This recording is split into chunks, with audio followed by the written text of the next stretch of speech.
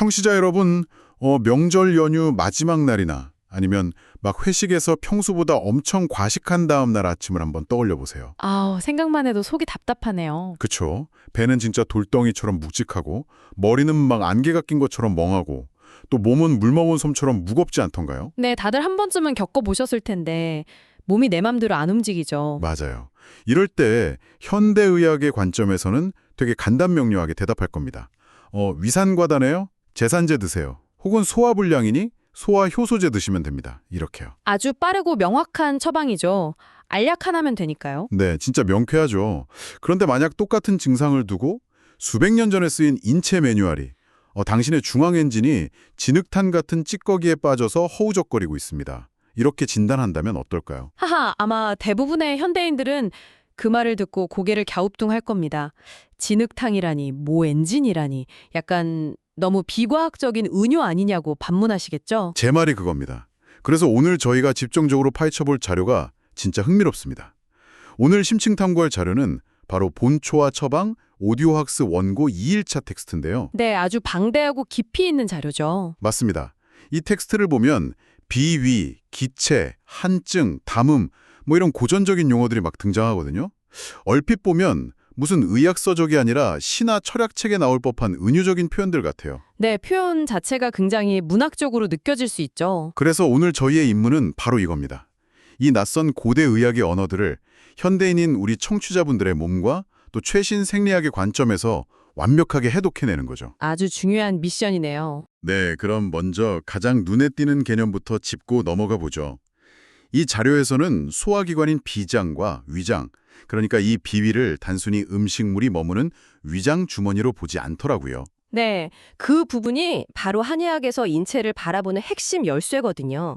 자료를 좀 깊이 들여다보면요. 고대인들은 비위를 그냥 음식을 담아두는 물리적 창고가 아니라 우리 몸을 굴러가게 하는 중앙 엔진이자 거대한 생태계로 파악했습니다.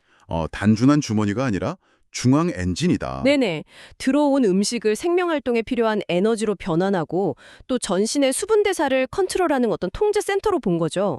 오, 통제센터. 근데 진짜 놀라운 건 뭔지 아세요? 뭔데요? 이 고전적인 비위의 개념이 현대의학에서 요즘 한창 강조하는 장내 미생물 군집의 밸런스라던가 위장관 자율신경계 그리고 대사 시스템 전체를 아우르는 개념이랑 아주 정확하게 맞물려 있다는 겁니다. 잠깐만요. 그건 솔직히 좀 의심스러운데요. 어떤 점이요? 아니, 현미경이 없던 수백 년 전 사람들이 무슨 장내 미생물이나 자율신경계 같은 현대적인 개념을 알고 있었다고요? 우리가 너무 막 옛날 텍스트에다가 현대과학을 억지로 끼워 맞추면서 과대평가하는 건 아닐까요? 아주 예리한 지적이십니다.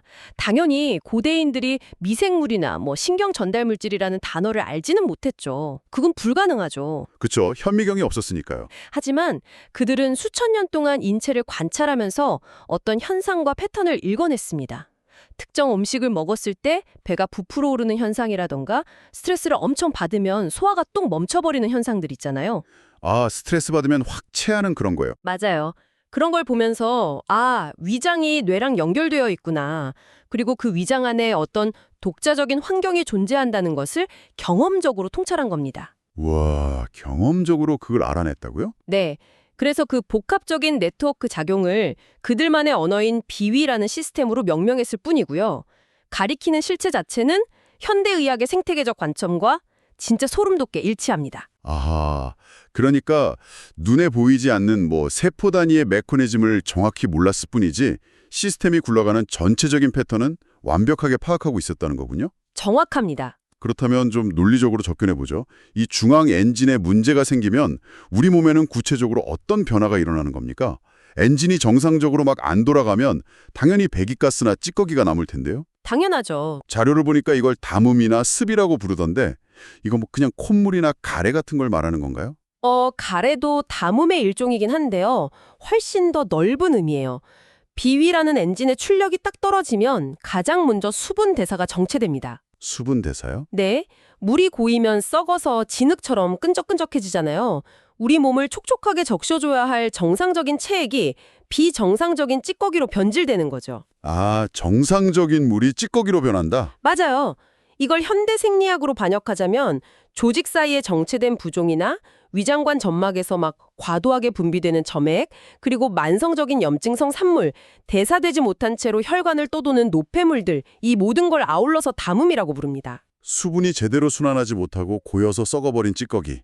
이거 서양의학 용어로 병리적 산물이라고 하잖아요. 네네, 맞습니다. 그럼 이건 비유하자면 마치 오랫동안 엔진 오일을 안 갈아준 자동차 엔진에 그 시커먼 슬러지나 찌든 때가 잔뜩 껴있는 상태랑 똑같네요. 와, 진짜 완벽한 비유입니다. 기계 부품에 끈적한 슬러지가 끼면 어떻게 되죠? 막 뻑뻑해지고 덜컥거리잖아요. 그쵸? 고장나기 직전이죠. 우리 몸도 똑같아요. 위장 점막에 이런 담음이 끼면 속이 막 미식거리고 구역질이 나고 뇌로 가는 맑은 에너지가 차단돼 버리니까 머리가 무겁고 어지럽게 됩니다. 아, 그래서 체하면 머리가 아픈 거구나. 네, 이렇게 엔진에 슬러지가 잔뜩 끼었을 때 사용하는 가장 기본적이고 유명한 처방이 바로 그 이진탕이라는 겁니다. 아, 이진탕. 오늘 탐구할 원고에 보니까 바나, 진피, 복령 같은 약재들이 주축을 이루고 있더라고요. 근데 이 설명이 되게 흥미로웠어요. 어떤 부분이요? 바나라는 약재는 담을 바짝 말려버리고, 진피는 꽉 막힌 기운을 뚫어서 돌려주고, 복령은 그 불필요하게 고인 물을 소변으로 쫙 빼준다고 되어 있거든요. 네, 정확히 보셨네요. 그럼 이 이진탕이라는 약은 엔진에 낀 슬러지를 막 강력하게 흡입해버리는 진공청소기나 배수펌프 같은 원리인가요? 진공청소기처럼 물리적으로 빼내는 역할도 분명히 합니다. 하지만 이 처방의 진짜 위대한 점은 바로 그 다음 단계에 있어요. 그 다음 단계요? 네, 단순히 이미 만들어진 슬러지를 치우는 데서 끈다는 게 아니에요. 반화로 끈적한 점막의 과잉 분비를 딱 억제하고 진피로 위장관의 연동운동, 그러니까 기운을 촉진시키고요. 복령으로 림프액과 수분의 순환을 정상화시킵니다. 오, 찌꺼기만 치우는 게 아니군요. 맞아요. 그러니까 찌꺼기를 치우는 동시에 다시는 이런 찌꺼기가 생기지 않도록 위장이라는 환경 자체를 완전히 리모델링하는 겁니다. 와, 그건 진짜 생각 못했네요. 그냥 청소부 역할만 하는 게 아니라 아예 공장의 배수 시스템이랑 환기 시스템을 뜯어 고친다는 거잖아요. 엄청 근본적인 해결책이네요. 그렇죠. 근데 저 하나 궁금한 게 생겼어요.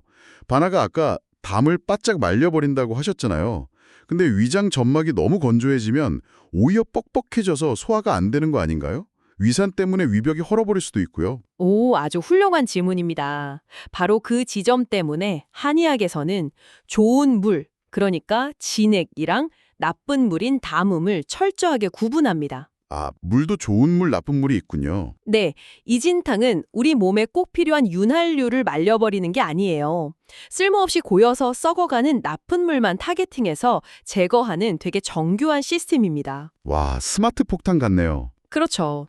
게다가 만약에 환자의 엔진 자체가 선천적으로 너무 낡고 약해서 슬러지가 자꾸 생기는 상황이라면 어떻게 할까요? 진공청소기만 계속 돌리면 엔진이 더 방전돼 버리겠죠? 아, 기운이 다 빠지겠네요. 네. 그래서 이럴 때는 이진탕에다가 엔진의 출력을 확 높여주는 인삼을 딱 추가합니다. 그게 바로 육군자탕이에요. 아하, 인삼으로 배터리를 충전해주면서 청소기를 같이 돌리는 거군요. 와, 진짜 체계적이네요. 그럼 자료에 나오는 평이산이라는 처방은 언제 쓰는 겁니까? 이것도 보니까 습기랑 관련된 약이던데요. 평이산은 그 슬러지, 즉 담음이 아주 단단하게 뭉치기 전 단계에 씁니다. 그러니까 짙은 안개나 습기가 위장을 꽉 채워서 움직임이 막 둔해진 상태에 쓰는 거죠. 아, 습기가 꽉 찬 상태? 이 역할을 합니다. 배에 빵빵하게 가스가 차고 꾸르륵 물소리가 나면서 소화가 안 될 때 그 위장이라는 공간의 습도를 확 낮춰서 산뜻하고 가볍게 만들어주는 거죠. 이야, 엔진에 습기가 차고 찌꺼기가 껴서 막 덜컥거리는 만성적인 상황. 이건 확실히 이해가 됐습니다. 네. 자, 그럼 여기서 상황을 한번 확 반전시켜보죠. 엔진이 이미 이렇게 약해져 있는데 여기에 갑자기 연료를 엄청나게 때려 넣으면 어떻게 될까요? 네, 바로 폭식이나 과식을 했을 때의 급성 위기 상황입니다. 어후, 상상만 해도 체하네요. 그러니까요. 자료에서는 이걸 음식물이 쌓인 축적, 그리고 그로 인해 기운이 꽉 막힌 기체라고 부르더라고요. 맞습니다. 평소에 10만큼 처리하던 위장에 갑자기 50의 음식이 확 들어오면 어떻게 될까요? 위장 간의 연동 운동은 그 부하를 견디지 못하고 그냥 뚝 멈춰버립니다. 모터가 타버리겠네요. 네, 그 안에서 음식물은 부패하고 가스가 폭발적으로 발생하죠. 이건 명절 고속도로가 꽉 막혀서 오도 가도 못하는 교통체증이랑 똑같습니다. 꽉 막힌 고속도로. 이때 쓰는 대표적인 처방이 보하환인데 여기서 진짜 흥미로운 건 이 안에 들어있는 소식약, 즉 음식물을 삭히는 약재들의 디테일입니다. 저도 원고 읽으면서 이 부분이 제일 재밌었어요. 그냥 다 똑같은 소화제가 아니더라고요. 그쵸, 다 다릅니다. 보니까 고기를 먹고 체했을 때는 산사라는 걸 쓰고 쌀이나 밀가루 같은 곡류를 먹고 체했을 때는 메아, 그러니까 엿기름을 쓴다고 나와요. 네, 실제로 산사 열매에는 단백질과 지방을 분해하는 효소가 아주 풍부하고요. 엿기름인 메가에는 탄수화물을 분해하는 아밀라제가 듬뿍 들어 있습니다. 근데 더 놀라운 건 바로 신국이라는 약재예요. 신국. 원고에 보니까 이게 곰팡이균으로 발효시킨 약재라고 되어 있던데 솔직히 듣기만 해도 좀 찝찝하달까요? 이름부터 좀 생소하고 그쵸? 아니 뱃속이 부패해서 챘는데 거기다 또 곰팡이를 집어넣는다는 게 상식적으로 거부감이 들거든요. 당연히 그렇게 느끼실 수 있습니다. 하지만 우리 현대인들이 소화가 안 될 때 뭘 먹는지 한번 생각해 보세요. 프로바이오틱스, 유산균이나 종합 소화 효소제 같은 거 챙겨 먹잖아요. 그렇죠. 많이들 먹죠. 신국이 바로 고대인들이 만들어낸 천연 종합 소화 효소제입니다. 여러 약재와 곡물을 섞어서 발효시키는 과정에서 아주 강력한 분해 효소랑 유익균이 생성되거든요.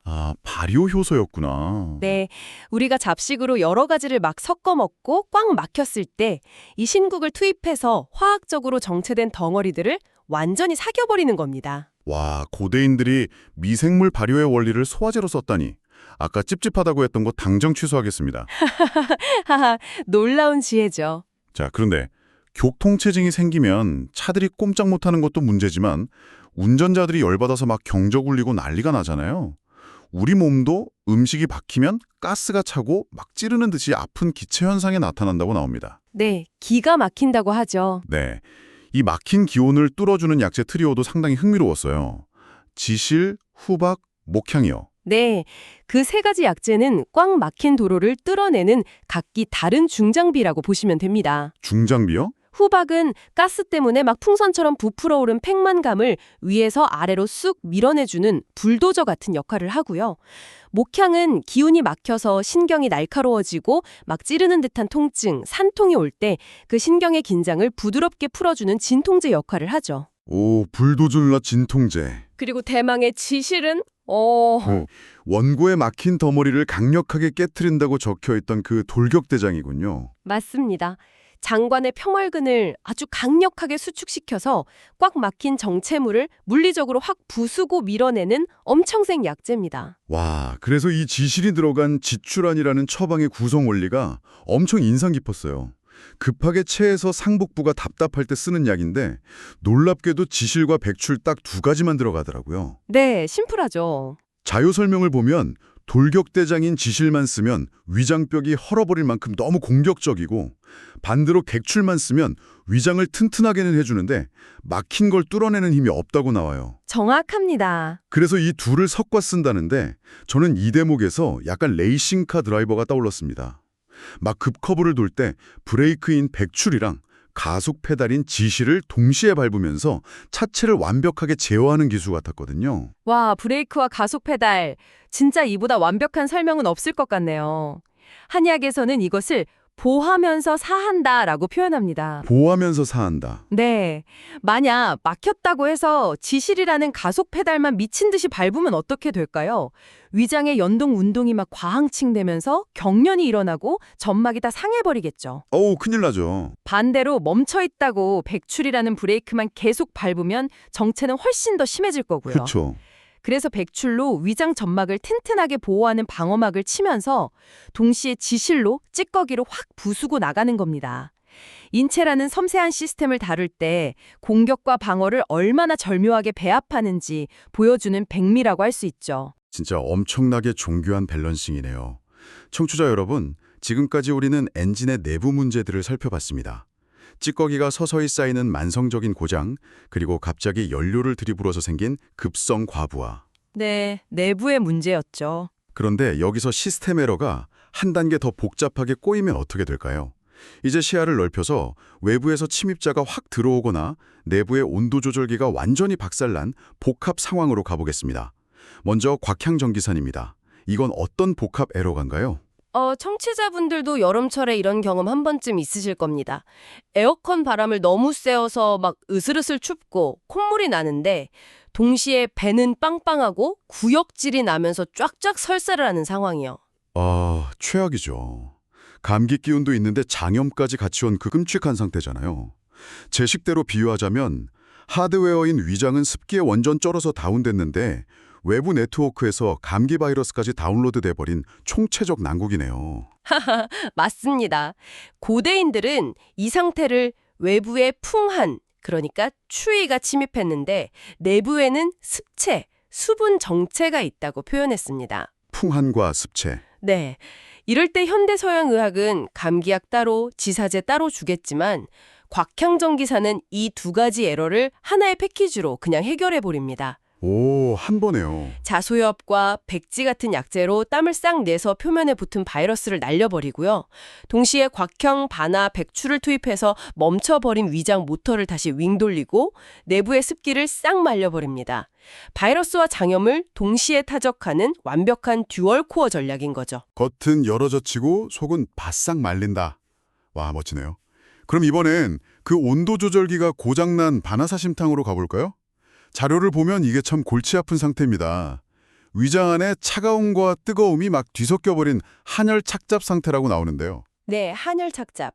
우리가 극심한 스트레스를 받으면서 밥을 불규칙하게 먹잖아요. 그러면 위장관의 자율신경계가 완전히 미쳐버립니다. 미쳐버린다고요? 네, 위장의 연동 운동은 뚝 떨어져서 차갑게 굳어버리는데 동시에 위산 분비나 점막의 염증 반응은 미친 듯이 솟구쳐서 속이 막 타들어가는 뜨거운 상태가 같이 발생하는 거예요. 굳어버렸는데 타들어간다. 맞아요. 명치가 돌덩이처럼 딱딱하게 뭉쳐서 트림은 꺽꺽 나고 속은 엄청 쓰린데 또 아랫배는 차가워서 설사하시는 분들. 이게 바로 현대의 위식도 역류 질환이나 과민성장 증후군 환자들의 전형적인 모습입니다. 아니 근데 선생님, 하나의 장기 안에서 차가움과 뜨거움이 공존한다면 약을 쓸 때도 뜨거운 약과 차가운 약을 같이 쓴다는 건가요? 네, 맞습니다. 솔직히 그거 좀 말이 안 되잖아요. 습도나 온도 맞추겠다고 밀폐된 방 안에서 에어컨이랑 히터로 동시에 최고 출력으로 트는 거랑 똑같은데 그럼 그 안에서 에너지만 막 충돌하고 낭비되는 거 아닙니까? 겉보기엔 굉장히 모순 같지만 생리학적으로 깊이 들어가면 아주 치밀한 계산이 깔려 있습니다. 어떤 계산이요? 위장이 딱 멈춰서 경련을 일으키고 있는 차가운 부분에는 건강, 그러니까 말린 생강이나 인삼 같은 뜨거운 약재를 써서 혈류량을 늘리고 운동성을 회복시켜야 해요. 네, 굳은 걸 풀어줘야 하니까. 하지만 동시에 위산이 막 역류하고 염증이 생긴 뜨거운 부분에는 황련이나 황금 같은 아주 차가운, 그러니까 소양작용이 강한 약재를 팍 투입해서 불을 꺼야 합니다. 타겟이 다르군요. 맞아요. 에어컨과 히터가 막 충돌하는 게 아니라 에어컨은 염증이라는 불길을 딱 잡고 히터는 굳어버린 근육을 부드럽게 녹이는 철저한 분업인 겁니다. 엉망이 된 위장관의 기후를 가장 쾌적한 상태로 다시 세팅하는 정말 환경 밸런싱의 극치라고 할 수 있죠.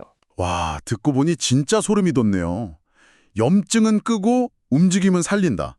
진짜 그 자율신경계에 꼬인 실타래를 푸는 디버깅 과정이 무슨 예술작품 같습니다.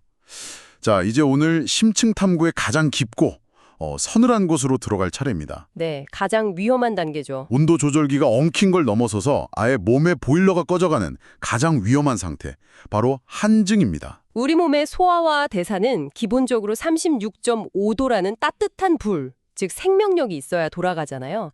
이 불이 약해지면 시스템은 서서히 셧다운되기 시작합니다. 셧다운. 먼저 오수유탕의 상황을 볼까요? 위장과 간의 경락이 아주 차갑게 얼어붙으면 극심한 두통과 함께 막 분수처럼 토를 하게 됩니다. 현대의학의 편두통성 구토랑 똑같아요. 저 이거 원고 보면서 정말 신기했어요. 체에서 위장이 멈췄는데 왜 머리가 깨질 듯이 아픈 겁니까? 눈이 너무 멀잖아요. 뇌와 위장은 미주신경이라는 거대한 고속도로로 아주 직접적으로 연결되어 있거든요. 뇌랑 위장이요? 네. 위장이 차가워져서 심각한 경련을 일으키면 그 강력한 스트레스 신호가 뇌로 직행합니다. 그래서 뇌혈관을 수축시키고 극심한 편두통을 유발하는 거죠. 아하, 고속도로를 타고 올라가는구나. 이때 오수유라는 아주 강력하게 따뜻한 약재를 투입해서 위장과 간의 얼음을 싹 녹여주면 놀랍게도 그 극심하던 두통이 씻은 듯이 사라집니다. 신경계 연결을 약재의 온기로 녹여낸다. 진짜 신기하네요. 그럼 중초, 그러니까 비위 전체가 아예 얼음장처럼 차가워진 이중탕은 어떤가요? 이중탕은 엔진이 완전히 딱 멈춰서 배가 막 얼음장같이 차갑고 아프면서 물 같은 설사를 쫙쫙 쏟아낼 때 씁니다. 이때부터 몸을 확 데우는 강력한 불투리오 약재가 등장하는데요. 불트리오? 네. 이중탕에는 위장에 불을 지피는 건강, 즉 말린 생강이 들어가고요. 하복부와 신장의 불이 아예 꺼졌을 때는 육개, 시나몬을 씁니다. 그런데 진짜 문제는 마지막 하나예요. 네, 저도 오늘 탐구자료 읽다가 그 마지막 약재 때문에 딱 멈췄습니다. 생명의 불을 지핀다는 그 부자 말입니다. 네. 무서운 약재죠. 이 부자를 설명하는 사역탕 파트에서 저는 진짜 경악을 금치 못했거든요. 사극에서 왜 사약 만들 때 쓰는 그 맹독성 독초 맞잖아요. 네, 맞습니다. 아니 아무리 불이 꺼져간다고 해도 환자한테 어떻게 독을 처방합니까? 그게 상식적으로 납득이 안 가요. 살리려다가 오히려 죽이는 거 아닙니까? 청취자분들도 당연히 그렇게 생각하실 겁니다. 진짜 위험하거든요. 하지만 사역탕을 쓰는 그 절박한 상황을 이해하셔야 해요.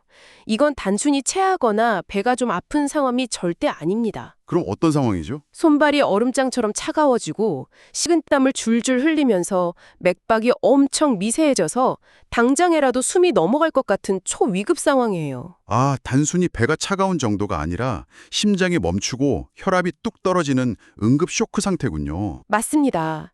서양 의학으로 치면 심절관계 허탈이나 극심한 저체온증에 빠진 겁니다. 이런 상태에서는 일반적인 생강이나 계피 같은 따뜻한 약으로 이 꺼져가는 심장, 즉 원양을 절대 살려낼 수가 없어요. 약효가 너무 약해서요? 아주 강력하게 심장을 펌핑하고 말초혈관을 확 확장시키는 그 부자의 폭발적인 에너지가 무조건 필요합니다.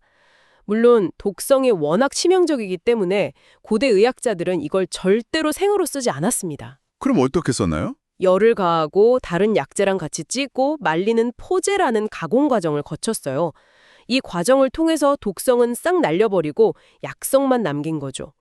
이건 마치 죽어가는 사람의 심장에 전기 충격기, 즉 제세동기를 아주 강하게 치는 것과 같습니다. 와, 제세동기. 생명을 살리기 위해서 그 자연의 맹독마저 아주 정밀하게 통제해낸 고대 의학의 가장 치열한 생존투쟁의 결과물인 셈이죠. 독을 통제해서 심장에 전기 충격을 가한다. 아, 정말 숨이 막히도록 압도적이네요. 오늘 저희가 이 비위라는 중화의 엔진에 낀 찌꺼기, 담을 청소하는 것부터 시작해서 폭식으로 인한 교통체증인 식적을 뚫고 자율심경계가 꼬여버린 시스템 에러, 한열 착잡을 디버깅하고 마지막으로 심장에 멎어가는 응급 상황인 한증에서 불씨를 살려내는 것까지 쫙 달려왔습니다. 네, 정말 먼 길을 왔네요. 내용이 정말 복잡하고 방대했는데 우리 청취자 여러분을 위해서 오늘 내용의 핵심 원리를 딱 한 문장으로 정리해 주실 수 있을까요? 네, 오늘 등장한 수많은 처방과 약재 이름들 그거 일일이 외우실 필요 전혀 없습니다. 인체의 꼬인 환경을 정상화하는 고대인들의 4가지 대원칙만 딱 기억하시면 돼요. 4가지 원칙? 네, 끈적한 담은 말리고 무거운 습은 제거하고 꽉 막힌 식적은 삭이고 차가운 한증은 데운다. 이 4가지가 우리 몸의 비위 생태계를 살리는 핵심 방향입니다. 담은 말리고 습은 제거하고 식적인 삭이고 한증은 데운다. 와, 정말 명쾌한 마무리입니다. 청취자 여러분, 다음에 식사하시고 나서 명치가 꽉 막히거나 답답할 때 단순히 나 체했나 보네, 소화제나 하나 먹어야지 하고 그냥 넘기지 마세요. 네, 원인을 생각해 보셔야죠. 오늘 우리가 나눈 이야기를 꼭 한번 떠올려 보시길 바랍니다. 내 몸의 엔진에 끈적한 슬러지가 낀 걸까? 아니면 내가 감당 못할 무거운 연료를 막 때려 넣어서 길이 꽉 막힌 걸까? 그것도 아니면 스트레스 때문에 위장관의 기후가 완전히 엉망이 된 걸까? 이렇게 내 몸의 전체적인 환경을 한번 뒤집어 보는 겁니다. 아주 훌륭한 제안입니다. 오늘 본격적인 심층 탐구를 마무리하면서 청취자 여러분 스스로 한번 곱씹어 볼 만한 묵직한 질문을 제가 하나 던지고 싶네요. 오, 좋죠. 어떤 건가요? 오늘 우리는 현미경 한대 없던 시절의 고대인들이 자연의 기후 변화를 관찰하는 방식을 통해서 장내 미생물의 균형이나 자율신경계의 밸런스를 이토록 섬세하게 묘사하고 또 치료해냈다는 것을 확인했습니다. 네, 자연의 섭리를 그대로 인체에 적용한 거잖아요. 그렇다면 한번 생각해 보시죠. 특정 분자와 세포 단위의 메커니즘을 현미경으로 막 쪼개고 또 쪼개는 데에만 고도로 집중하고 있는 현대의학이 어쩌면 우리 인체라는 거대한 숲 전체의 기후를 조망하는 이런 거시적인 환경의 시야를 오히려 잃어버리고 있는 것은 아닐까요? 아, 때로는 숲속의 나무 한 그루에 난 잎사귀의 상처만 들여다볼 게 아니라요. 그 숲 전체가 지금 너무 습한지 차가운지 아니면 바람이 꽉 막혀 있는지를 살피는 지혜가 우리에게 다시 필요한 시점인지도 모릅니다. 와, 만화의 세포만 보다가 숲의 기후를 놓치고 있는 건 아닌가. 시로 쓰여진 고대의 인체 매뉴얼이 수백 년을 건너뛰어서 오늘날의 우리에게 던지는 아주 서늘하고 묵직한 화두네요. 정말 많은 생각을 하게 만듭니다.